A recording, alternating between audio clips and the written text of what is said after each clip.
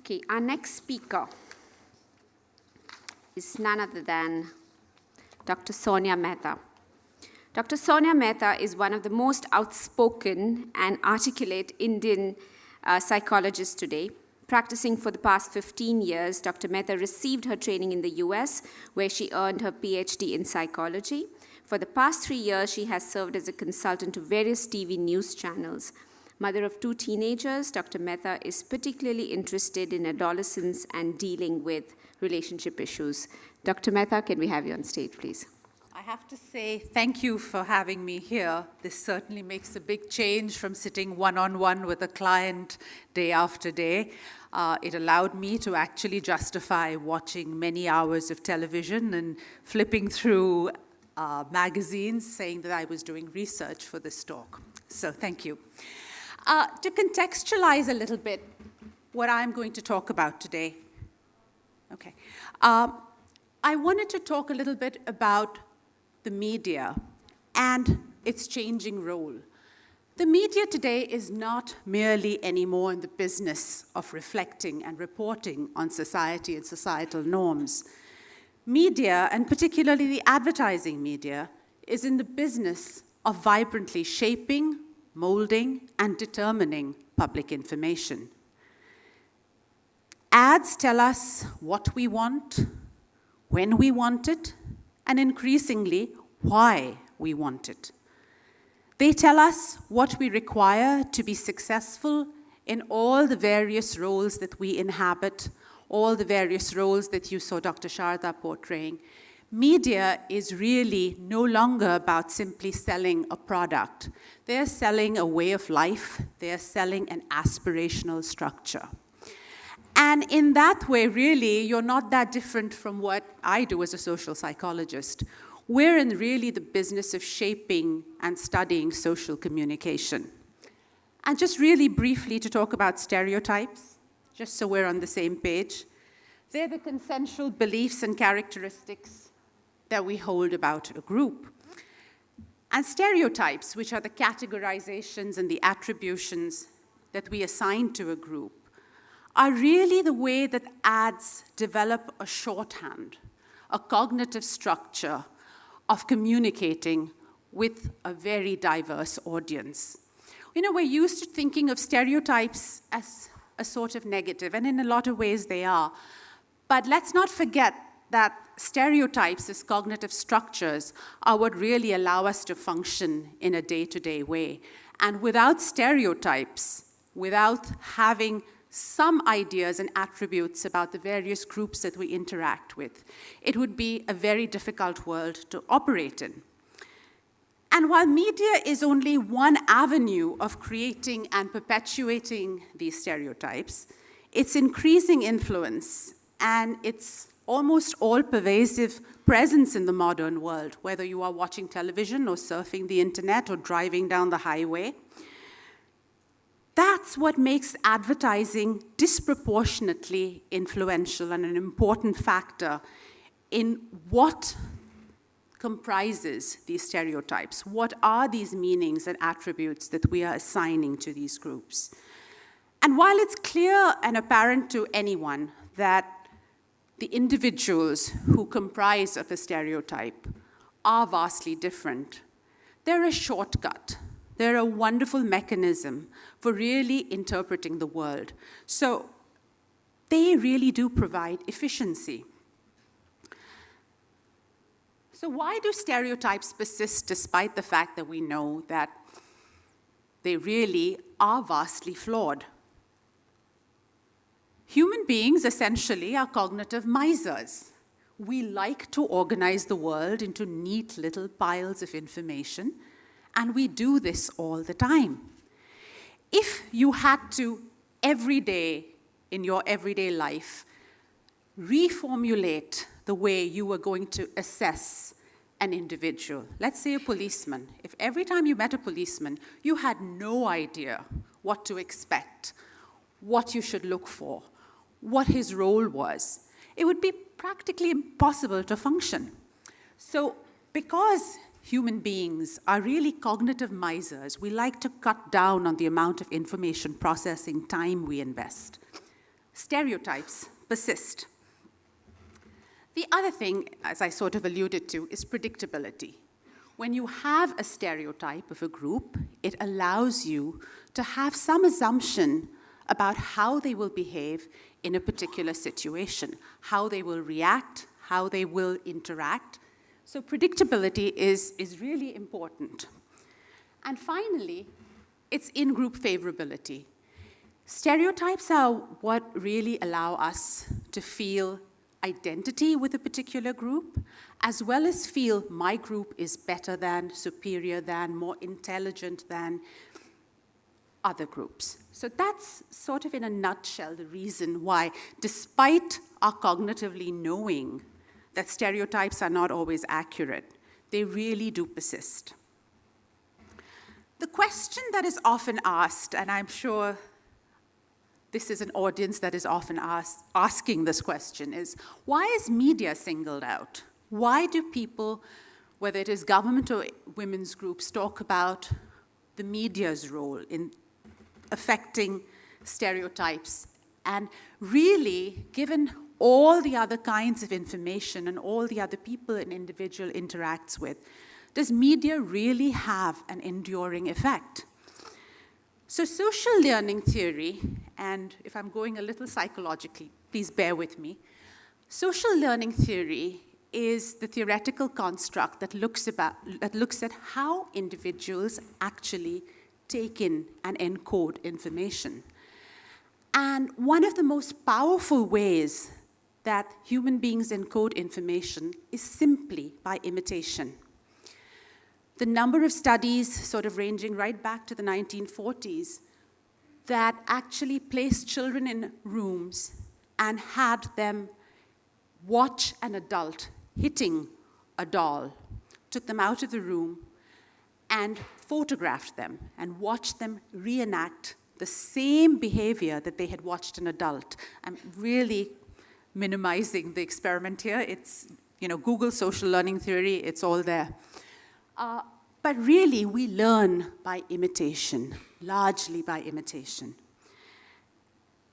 The studies that you probably are all more familiar with deal with aggression, and the fact that when children watch aggression, when children watch violence, they are more likely to be more violent, to express more aggression. These are all evidence of how actually media affects behavior, and not just short-term. This effect endures.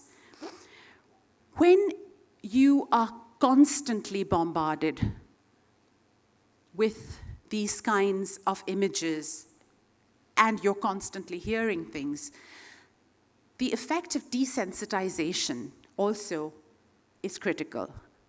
Some years ago, the word bitch, caused raised eyebrows. Today, I work with school children, and bitch is just sort of matter of fact, no big deal. And the whole derogatory piece of it seems to be an acceptable way to refer to another young woman.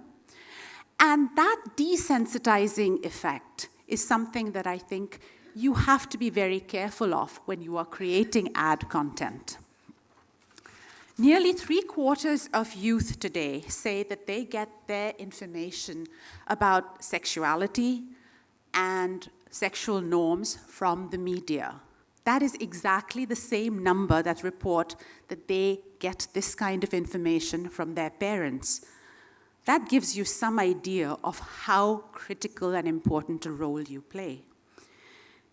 In a sense, social media is really providing social scripts, culturally provided instructions on how to behave, especially in novel and unexpected situations.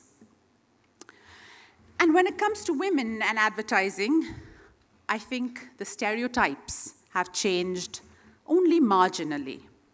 Remember, sexism can be both benevolent and hostile. We're used to thinking of sexism only as hostile sexism. But benevolent sexism can be just as invidious. Benevolent sexism refers to women as being gentle and sweet and kind and helpless, whereas hostile sexism is what you think of more often, the aggressive, manipulative, greedy bitch. Both of these act in sort of complementary ways, the hostile and the benevolent, and reinforce each other. And the really interesting thing, I think, as a psychologist, is that although we know these are stereotypes, it is members of the stereotyped group that often buy into them. So, think about Indian women and the fact that how many women here think they're bad at math? Okay. And how many of you think you're bad drivers? Okay. And put that in context of the fact that in India, Jet Airways has 4 times as many pilots as any other country in the world. So these stereotypes, women pilots. Did I say men? Oh, I'm sorry. Yes, thank you. Women pilots. And this is despite all evidence to the contrary, okay? Even the insurance industry, and they know their stuff, right, give women far better rates for insurance because women essentially are safer drivers. Yet all evidence to the contrary, we women actually believe and are happy to accept that we are poor drivers. As India's opened its markets and we've had the inflow of products from the West, we've gone global in more ways than just consumerism. I think in many ways, media is inspired and models a lot of its advertising, sometimes not on the very best pieces of Western influence. In the past 25 years, there's been a phenomenal increase in the sexualization of women and the depiction of women as sexual objects, whether they are selling a car or Maggi noodles. While this may be a step forward in acknowledging that women do actually have sexual identities and sexual desires, a far cry from the sari-draped Mother India image, I think we have to question what this explicit overexposure does to women in terms of categorization and commodification of women.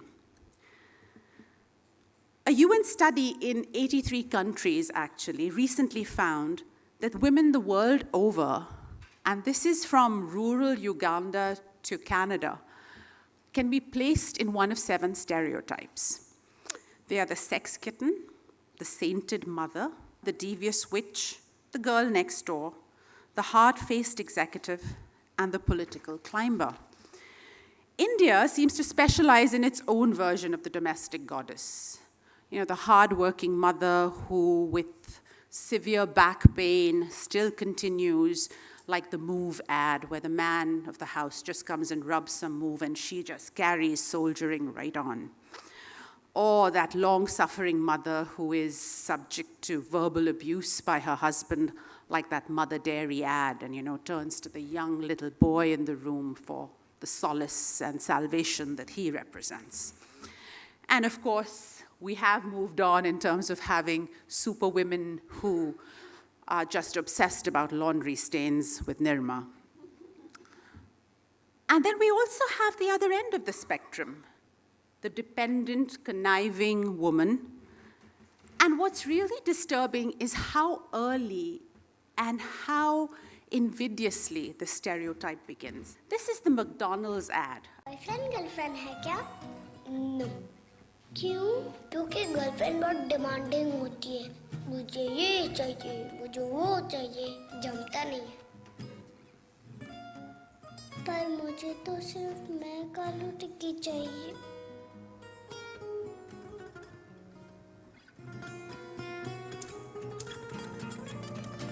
ऐसा क्या?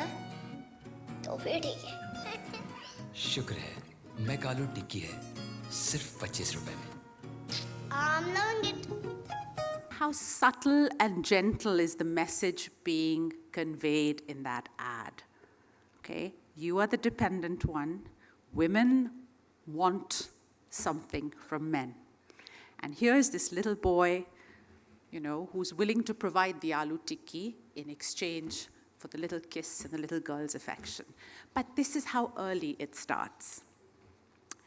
And then, of course, there's the perpetuation of the masterful man myth, the idea that women want men who master them and control them. She resists, he persists, she succumbs. How far is that from the no means no that we are hoping to teach all of our daughters? And just as an example of how much we buy into these very stereotypes, despite knowing that they may not be true, I want to tell you about a recent study, 2003, that asked women how much they believed other women believed in this masterful male myth. How much did other women want to be dominated, controlled, be submissive, swept away by Prince Charming? And in this study, 78% of women said they believed that women really wanted to be mastered. But then the researchers asked, how many of you believe that you would like to be mastered? How many of you would like to be controlled and dominated and swept away? And that number was approximately 5%. So to me, that's startling. Women are willing to buy the stereotype despite knowing that it isn't true. And men, of course, are stereotyped too. They are the bumbling idiot in the kitchen who can barely boil an egg or take care of his son. Or they are the virile, macho, over-muscled stud who can attract a swarm of women just by spraying on his cologne. And even in that, think of the difference between a Chanel ad for perfume and the Axe effect. With that Chanel ad, you have this woman going through the castle and the gardens, and this one love of her life is following her for a whiff of that perfume. And the Axe effect, there's the spray of cologne, and he's practically attacked by these oversexed, admiring, wonderfully vampish women. So even in that, there is such a difference in the way men and women are portrayed. Men are not allowed to care about their appearance or household matters. How could they be manly? Nor can they be emotional, sensitive, or supportive.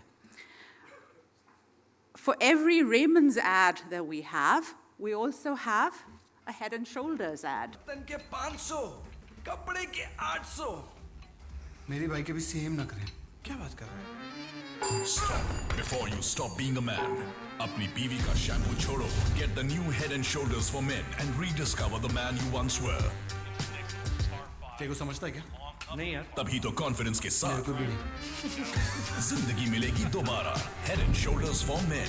Click here and you can fly to Brazil with your friends. To know more, visit zindagimilidobara.com.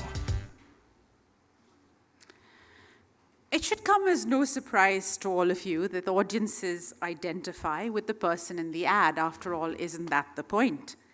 So while we all applaud the Havels and the Nike and the Dove ads, no one should be surprised that that does result in an increase in market share. 52% of women report that they buy products because they care about the way women are portrayed in those ads. So it should be obvious then that having a model who is a victim or an overdressed domestic worker to try and sell a household product actually just makes no business sense. And to actually pick up on what Dr. Sharda was talking about, I just put together a list of small sort of subliminal cues that are often embedded in ads and that you as makers of content may not necessarily pick up on or think about. So, one is, to what extent does the ad actually subordinate women? Is the woman the focus of the ad, or is she one of several people playing a supportive role. Is the woman portrayed as lower than, as when a man is talking down to? Is she smaller than? Is she further away than? Is her gaze sort of limpidly looking out into space? These all are in so many ads, and people are not even aware of this. Then, of course, the more obvious one, the stereotype role. Is it always a male doctor and a female nurse? Is it always the woman washing dishes? So check how much is your ad stereotyping. And then there are the sort of situational cues. Women are usually portrayed indoors, men outdoors. Women are usually passive, men are far more active. Women are often posed in tremendously unnatural poses that we actually have begun to accept are natural. Sort of the bent knee with the pointed toe, the woman reclining, a body part as versus a full woman. And then, of course, there is the voiceover.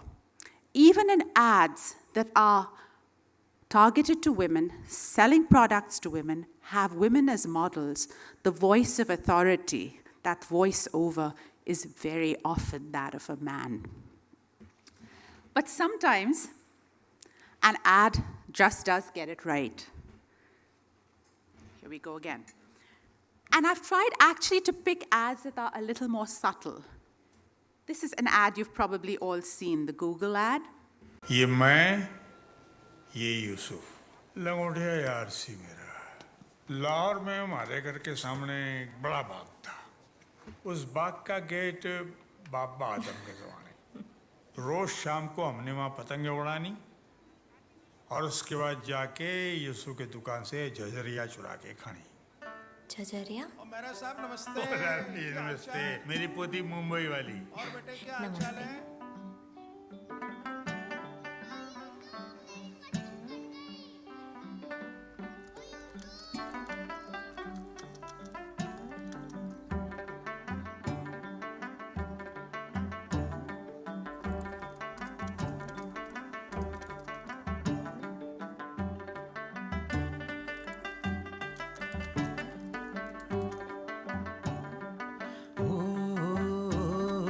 बचपन की तंग गली फिर से कूद फांदे छोटी छोटी मीठी चोरी गांठ लेके बांधे हेलो अस्सलाम वालेकुम फाजिल स्वीट्स हाँ जी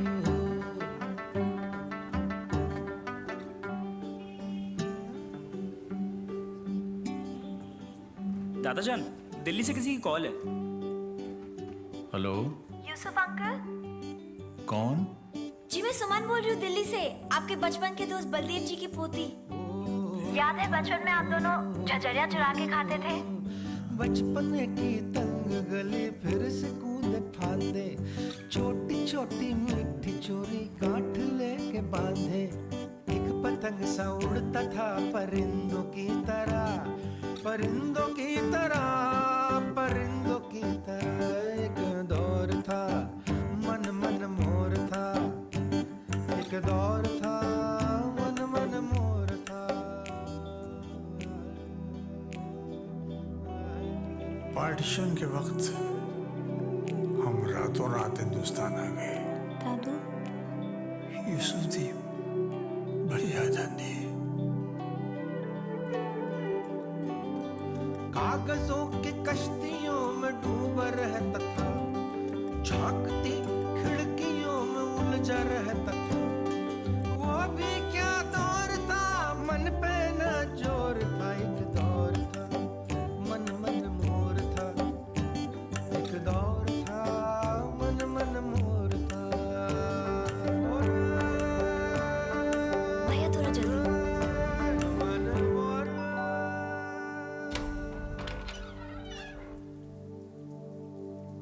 हाँ जी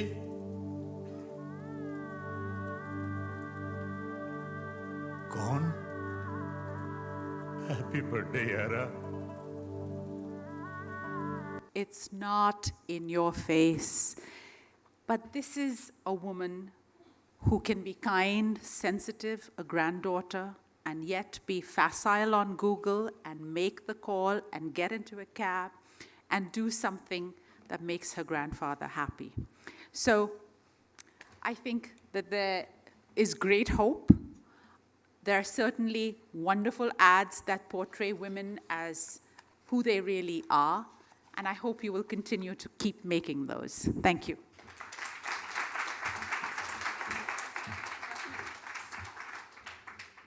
I think that deserves a huge round of applause. That was fantastic. Thank you so much. I'd like to invite Mr. Ramesh Narayan to come and please hand over a token of appreciation to Dr. Mehta.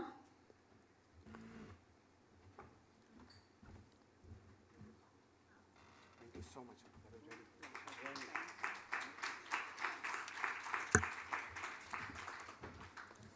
It gives me great pleasure to invite our next speaker, somebody who has represented a lot of what has been said, especially with reference to insurance sector, Mr. Sanjay Tripathi. He is the Senior Executive Vice President, HDFC Life.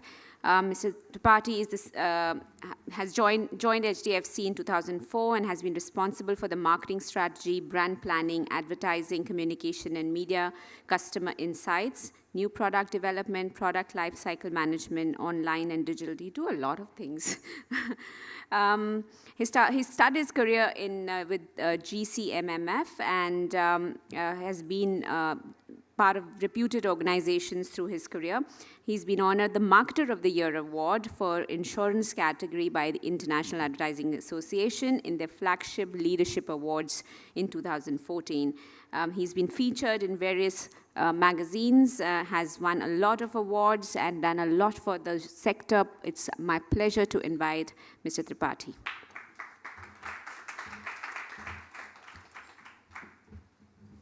Thanks, Ramesh and Monica. It's my privilege to be here. Deepali, if you're thinking what I'm doing here, this is because of this. This is because of our brand's decade-long affair with women. And what we primarily sell is life insurance, where 80% of our customers are men, and rest 20% people say are bought by men for their wives and maybe for tax-saving purposes. Yet at HDFC Life, women have always held a special place in our hearts. So communication is always made from heart, not from the head. And we always felt that's the best way to reach our men. To take the journey forward, so what we really look at when we are actually started our communication campaign, to look at the insight, what is really happening in India. So we did a lot of research to understand what people think when they buy life insurance. What came out very sharply that point of time when we did focus group is like, I don't buy life insurance because it will give me money. But I buy life insurance because something happens to me. I don't want my family to become dependent on someone else. It's basically khuddari. I want them to be independent, them to live with dignity and self-respect. So what we really look at, and obviously this is 10 years, we are actually looking at the evaluation of our Indian society. So what has happened during that point of time in women, what we saw is that self-respect being critical to it has become provider and influencer and provider. So we look at, when we look at the role of women in our advertising, it is, we captured in two specific aspects. One is women as independent financial decision makers and education of girl child, because that's a trend which is becoming very common when we are preparing our communication campaign. So when we started our first campaign, it is on self-respect. The cultural truth is, as Indians, self-respect is very, very important to us. But why should it be limited to men alone? Because it is, as Indian, it's a value which has been passed on by our parents. So not having money or having to borrow money is a loss of pride and self-respect. That's precisely the reason they believe if something happens to me, then my family needs to borrow money because I'm the provider from the family. I want to remain as a provider. I don't want my family to depend on anyone else. So we as a brand, the brand truth or the brand insight which we took is with HDFC Life, you'll always live with a dignity and self-respect. So that's the first ad which we started. So that ad was targeted at men and primarily positioned HDFC Life as on the self-respect category, what we call as Sarutake Jio.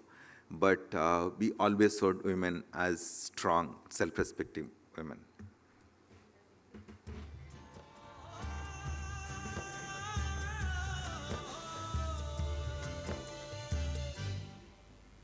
न sir झुका है कभी और न झुकाएंगे कभी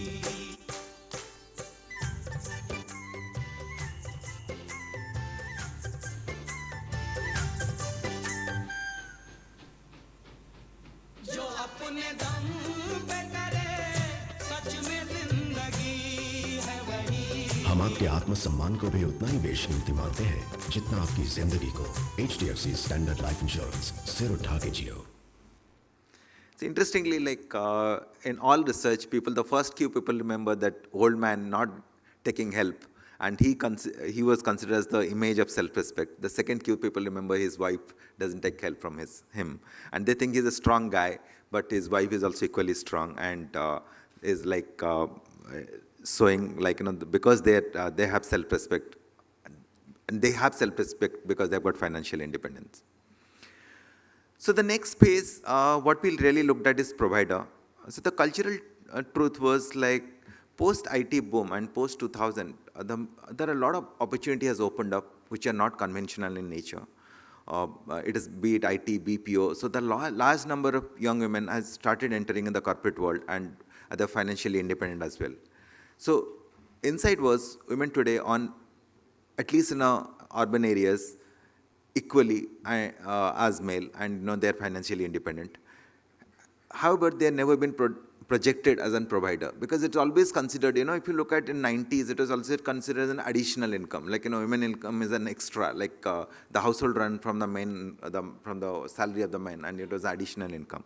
So what we really look at is as a brand, how can we enable the financially independent women in India to achieve that their dreams and their family dreams they take care of. So we did 2 such campaigns, and the first one won the Ladli Media Award in 2008. And so it's again 2 strong media, women-oriented ads.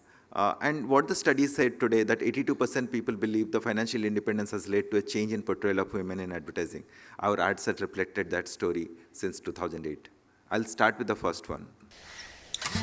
Dad, नई car लेने में ही भलाई है। वो भी बड़ी वाली। बड़ी क्यों? क्योंकि तुलिका शर्मा चाहती है कि उसके डैड स्टाइल से ट्रैवल करें। एक्स्ट्रा पैसे तेरा डैड देगा क्या? नहीं, एक्स्ट्रा पैसे देगी मेरे डैड की बेटी। इतने पैसे आए कहाँ से? रिलैक्स डैड, प्लान किया है। पर बेटा। Please dad. अरे क्या हुआ? कार बड़ी हो गई और बेटी भी। Unit linked insurance plans from HDFC Standard Life. HDFC Standard Life. Sir उठा के जियो। What is this? चलो नैनीताल, अब ठीक है? Europe tour dad. बेटा, मैं इतना खर्चा नहीं कर सकता हूँ। पर मैं तो कर सकती हूँ ना। अब लेकिन अब आप पूछेंगे इतने पैसे आए कहाँ से? काफी टाइम से प्लान कर रही हूँ dad.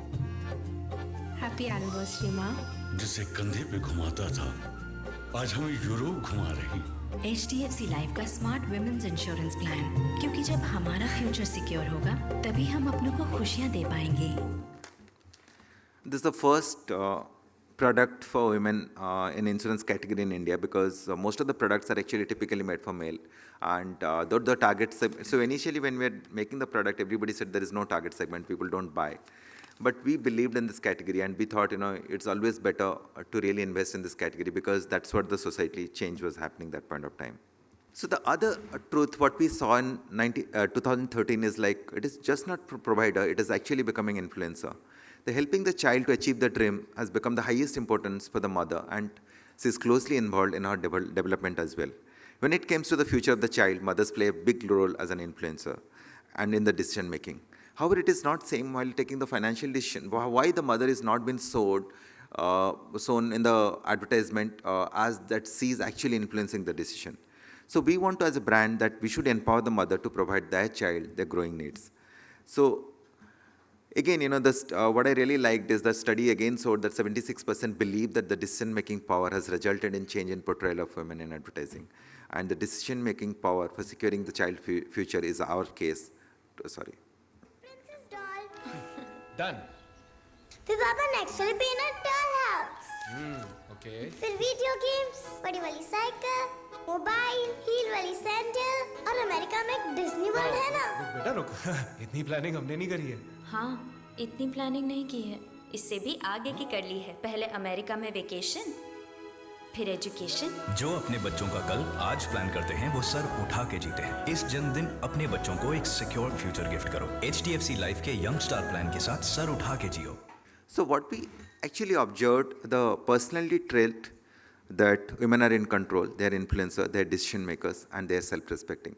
So we wanted to capture all this thing in our advertising. I'm very happy that, Pops is here because Pops played a very big role when we are actually deciding on the advertising. And so he is equally believing that, women are the real decision influencers and they can really make the male to notice our ads and make us differentiated and relevant in that category. So again, the study showed around 90% people believe the education has become the key factor to change in portrayal of women. As HDFC Life, we always acknowledge that since a decade, and our child plan ads always showed that we always showed a girl child in our child plan ad. And also the other insight is that father loved the daughter most, so we believe that's the best way to reach there. So if you look at it, whether it's 2005, 2006, 2008, 2013, we always showed the girl child in the ad. And this one won the Ladli Media Award, so I'll show the 2006 one. क्या हो भाई? Neha? US की scholarship मिली पर आधी। अरे, that's good. पर बाकी की फीस ओफो, बाकी अपने यूएस वाले अंकल भर देंगे, क्यों? किसी का फेवर क्यों लेना? बिल्कुल ठीक कहा तुमने। पर पैसे कहाँ से? वैसे कोई है जो सालों से आपके लिए पैसों का इंतजाम कर रहा है, जब से आप इतनी सी थी। पापा। हाँ, पापा। ना सर झुका है कभी और ना झुकाए। अब ट्रिपल इंश्योरेंस बेनिफिट के साथ children's plans from HDFC standard life insurance. देखा कितनी बड़ी हो गई नेहा? नहीं पापा, मैं तो इतनी सी हूँ। HDFC standard life insurance, sir उठा के जियो। Social media is a great leveler. We have a very strong social media presence. Our Facebook page has got more than 3 million fans. So if you look at the 30% of today's workflows in IT is women, 30% of the Facebook users in India are women, and our Facebook page also has got 30% women. We have got more than 900,000 women in our follower in our Facebook page. We have created a page only for women called Smart As You, which has got around 180,000 followers, which we actually post content about financial planning for women and all tips about how to make women financially secure. So which has really seen a great growth. And in a community-wise, we are in a BFSI sector, we are number 2 after ICICI Bank, bigger than any of the insurance companies, including LIC or any of the other banks, including Axis Bank and HDFC Bank. So that has primarily happened because I believe the women are one of the major reasons they're driving it, and it is our mix is pretty unique compared to any other fan base for any other brands in this sector. As an inspiration, what I really like, I like this campaign. Many of you might have seen this. This is a P&G campaign, and which is recently doing round. It really stood out for me because I think what we are really talking about how to really change the perception. I think this is a campaign which really talks about that. It takes the client confidence, and unlike other brands which focus on day-to-day loss of confidence when they dip, and when women lose confidence, why like a girl is not a bad thing. So I would like to end by showing this video. Hi, Erin. Hi. Okay, so I'm going to just give you some actions to do. And just do the first thing that comes to mind. Show me what it looks like to run like a girl. My hair.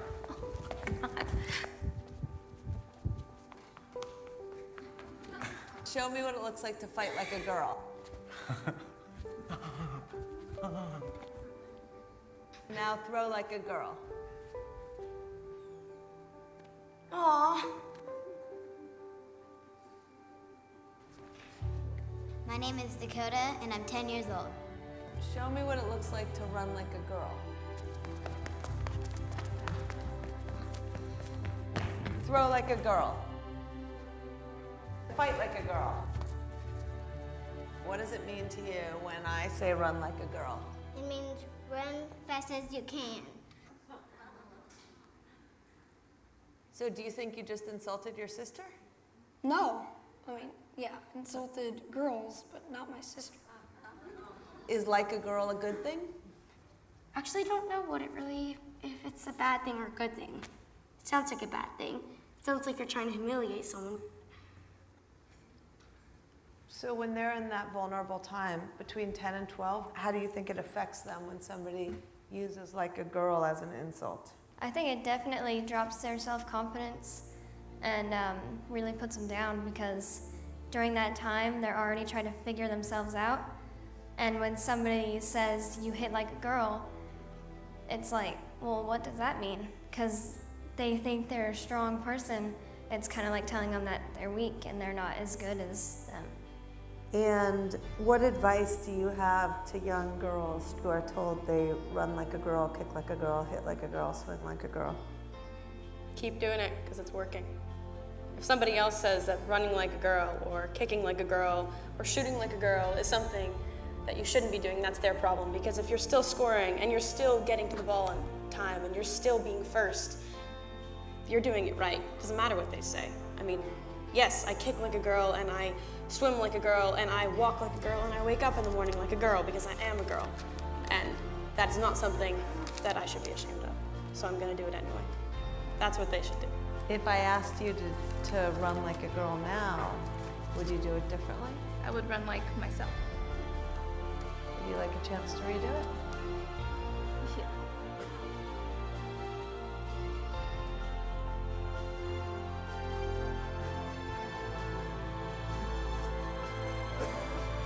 Why can't run like a girl also mean win the race?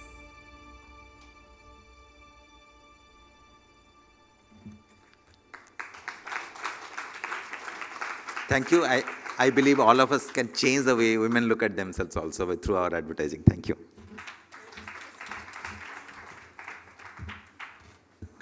A round of applause for Mr. Tripathi, fantastic.